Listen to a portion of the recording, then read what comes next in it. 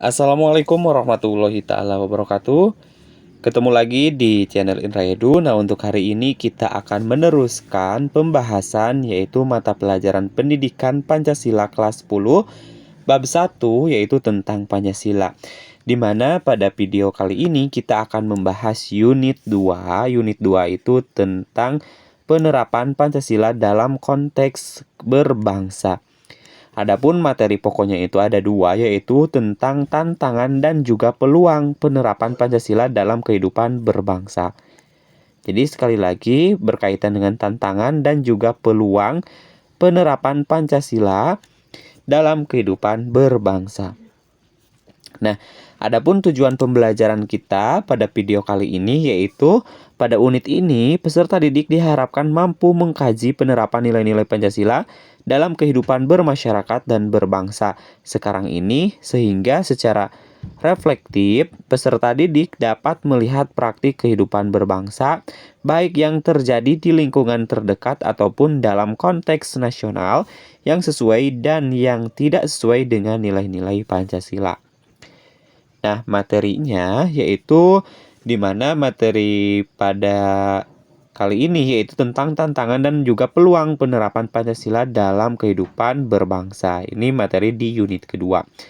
Nah, bagaimana sih tantangan dan juga peluang khusus pada setiap sila Pancasila, di mana sila yang pertama itu adalah ketuhanan yang Maha Esa. Nah, dalam konteks kehidupan berbangsa, sila pertama ini merefleksikan bahwa bangsa Indonesia adalah bangsa yang percaya kepada Tuhan Yang Maha Esa, sehingga ia dapat melaksanakan ajaran-ajaran agamanya secara nyaman dan juga seksama tanpa mengalami gangguan. Nah, ini merupakan peluang oleh siapa atau untuk siapa, itu untuk bangsa Indonesia. Karena kenapa merupakan peluang? Karena bangsa Indonesia itu merupakan bangsa yang percaya kepada Tuhan Yang Maha Esa, sehingga bangsa Indonesia itu dapat melaksanakan ajaran-ajaran agamanya sesuai dengan kepercayaannya masing-masing, yaitu secara nyaman dan juga seksama tanpa mengalami gangguan. Akan tetapi pada faktanya tidak semua manusia Indonesia yang berketuhanan ini dapat melaksanakan ajaran dan juga tata cara keagamaan dengan nyaman dan juga seksama. Masih sering terjadi sejumlah persoalan terkait dengan kebebasan pelaksanaan ajaran agama, seperti soal intoleransi terhadap keyakinan yang berbeda yang terjadi di kalangan masyarakat. Nah, jadi sering terjadi sejumlah persoalan terkait dengan kebebasan pelaksanaan ajaran agama ini, seperti intoleransi itu merupakan tantangan buat siapa? Buat bangsa Indonesia gitu ya, khususnya dalam penerapan Pancasila dalam kehidupan berbangsa. Jadi yang dimaksud dengan peluang khususnya sila pertama ini yaitu bahwa bangsa Indonesia itu percaya kepada Tuhan Yang Maha Esa, sehingga dapat melaksanakan ajaran-ajaran agamanya sesuai dengan kepercayaannya masing-masing tanpa mengalami gangguan. Akan tetapi pada faktanya di lapangan ada beberapa tantangan yang dihadapi khususnya dalam penerapan atau aplikasi dalam sila pertama ini, di mana tantangannya itu adalah ada beberapa sikap atau sifat yang terkait dengan intoleransi, di mana intoleransi ini adalah yang tidak menghargai dengan adanya perbedaan-perbedaan yang terjadi di kalangan masyarakat, khususnya tentang agama ini. Oke, itu tantangan dan peluang pada sila yang pertama. Yang selanjutnya, tantangan dan juga peluang penerapan Pancasila dalam konteks kehidupan berbangsa, khususnya sila yang kedua, yaitu kemanusiaan yang adil dan beradab. Nah, sila kedua ini memberikan pengertian bahwa setiap bangsa Indonesia dijunjung tinggi, diakui dan diperlakukan sesuai dengan harkat dan martabatnya selaku ciptaan Tuhan Yang Maha Esa. Karena itu, sebagai warga negara, setiap manusia Indonesia memiliki derajat yang sama, hak dan kewenangan yang sama. Jadi pada sila yang kedua ini peluangnya itu adalah bahwasanya kita itu memiliki derajat yang sama, hak yang sama dan juga kewajiban yang sama gitu ya, seperti itu. Nah, sehingga setiap tindakan yang melanggar kemanusiaan seperti perundungan atau bullying, diskriminasi, dan juga kekerasan antar sesama tidak dapat dibenarkan. Yang selanjutnya, sila ini juga secara eksplisit menyebutkan kata adil dan beradab, yang berarti bahwa perlakuan terhadap sesama manusia harus adil. Adil itu adalah seimbang, tidak berat sebelah, dan juga sesuai dengan moral etis dan adab yang berlaku. Sayangnya, pada kehidupan nyata atau pada kehidupan berbangsa, kita tidak sepenuhnya dapat menerapkan hal ini. Masih banyak terjadi tindakan-tindakan yang tidak menghargai harkat dan juga martabat manusia. Seperti apa? Seperti perundungan atau bullying, terus juga diskriminasi, ujaran kebencian, bahkan kekerasan terhadap peserta didik dan juga terhadap guru. Nah, ini merupakan sebuah tantangan khususnya dalam penerapan aplikasi sila kedua, sila Pancasila yang kedua. Sedangkan yang dimaksud dengan peluang itu bahwasanya peluang dari sila kedua ini bahwasanya setiap bangsa Indonesia itu ya bahwa memberikan pengertian gitu ya bahwa setiap bangsa Indonesia itu dijunjung tinggi dan juga diakui serta diperlakukan sesuai dengan harkat dan juga martabatnya. Martabat selaku apa? Selaku ciptaan Tuhan Yang Maha Esa. Karena itu kita memiliki kedudukan yang sama, memiliki hak dan juga kewajiban yang sama. Kan tetapi pada pelaksanaannya masih sering terjadi seperti apa? Seperti yang dapat merendahkan harkat dan martabat manusia, seperti tidak menghargai sesama manusia, terus juga terjadinya perundungan atau bullying, diskriminasi, perbedaan gitu ya, terus juga ujaran kebencian, bahkan terjadi kekerasan terhadap beberapa orang. Di antaranya adalah ketika di sekolah itu terjadi kekerasan terhadap peserta didik maupun terhadap guru. Yang selanjutnya adalah tantangan dan juga peluang penerapan Pancasila dalam kehidupan berbangsa, khususnya sila yang ketiga yaitu Persatuan Indonesia. Nah, sila ketiga ini memberikan syarat mutlak kepada setiap bangsa Indonesia untuk menjunjung tinggi persatuan. Persatuan di sini bukan bermakna terjadinya penyeragaman dari keragaman yang ada. Melalui sila ini, setiap bangsa Indonesia yang beragam ini diminta untuk bersatu padu, kompak tanpa perpecahan untuk bersama-sama memajukan bangsa dan juga negara.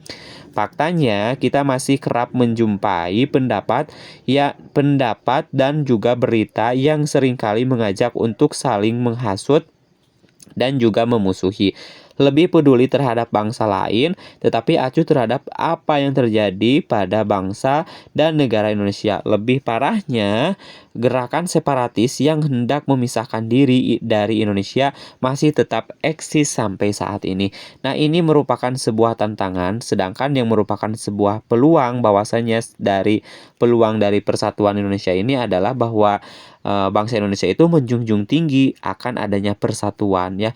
Nah, persatuan di sini itu bermakna terjadinya penyeragaman dari keberagaman yang ada di Indonesia ini. Sedangkan yang termasuk ke dalam tantangan dalam penerapan sila ketiga ini yaitu seringkali terjadi gerakan-gerakan separatisme, artinya yang hendak memisahkan diri dari bangsa negara kita, bangsa Indonesia ya, yang masih tetap eksis sampai saat ini. Itu adalah salah satu contohnya. Nah, yang selanjutnya adalah pada sila yang keempat, kerakyatan yang dipimpin oleh hikmah kebijaksanaan dalam permusyawaratan atau perwakilan. Nah, dalam konteks berbangsa, sila ini menegaskan bahwa segala keputusan di lingkungan masyarakat harus dilakukan dengan penuh hikmat kebijaksanaan melalui mekanisme apa?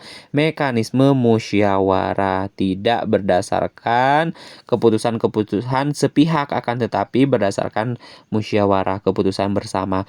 Karena itulah untuk melaksanakan kegiatan atau program bersama di masyarakat harus ditempuh dengan cara musyawarah jalan tengah. Itu ya, win-win solution ya, seperti itu.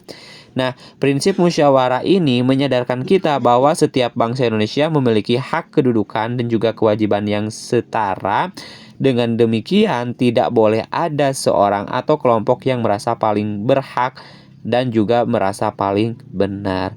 Nah, faktanya dalam lapangan atau dalam kehidupan berbangsa di Indonesia itu kita sering menjumpai sejumlah praktik kehidupan di masyarakat yang tak sepenuhnya mengedepankan musyawarah, seperti tidak menghargai pendapat yang berbeda, itu ya, serta anti kritik. Nah, ini yang merupakan tantangan dalam sila yang keempat, sedangkan yang merupakan peluang untuk bisa melaksanakan dengan baik sehingga terjadinya kerakyatan yang dipimpin oleh hikmat kebijaksanaan dalam permusyawaratan atau perwakilan. Nah, itu adalah tantangan dan juga peluang penerapan Pancasila, khususnya sila yang keempat. Yang terakhir, tantangan dan juga peluang penerapan Pancasila dalam kehidupan berbangsa dan bernegara itu adalah sila yang kelima. Di mana sila yang kelima ini adalah keadilan sosial bagi seluruh rakyat Indonesia. Nah, keadilan adalah nilai universal yang harus dipraktikkan oleh setiap bangsa Indonesia. Keadilan di sini tidak hanya terkait dengan keadilan hukum. Dalam konteks kehidupan berbangsa, keadilan dapat bermakna bahwa setiap bangsa Indonesia berada dalam posisi yang setara baik dengan harkat, martabat, hak, dan juga kewajibannya. Nah, karena itu merendahkan orang lain lah, karena misalnya status sosial, jenis kelamin, agama, atau budaya adalah bentuk dari ketidakadilan. Untuk bersikap adil harus dimulai dari cara berpikir yang adil. Sayangnya ada banyak ketidakadilan yang terjadi di sekitar kita. Sekedar contoh, perempuan mendapatkan perlakuan tidak adil karena keperempuannya, tidak mendapatkan hak belajar yang setara dengan laki-laki, dipaksa nikah muda, dan juga masih banyak contoh lain ketidakadilan di dalam kehidupan bermasyarakat ini. Nah, itu.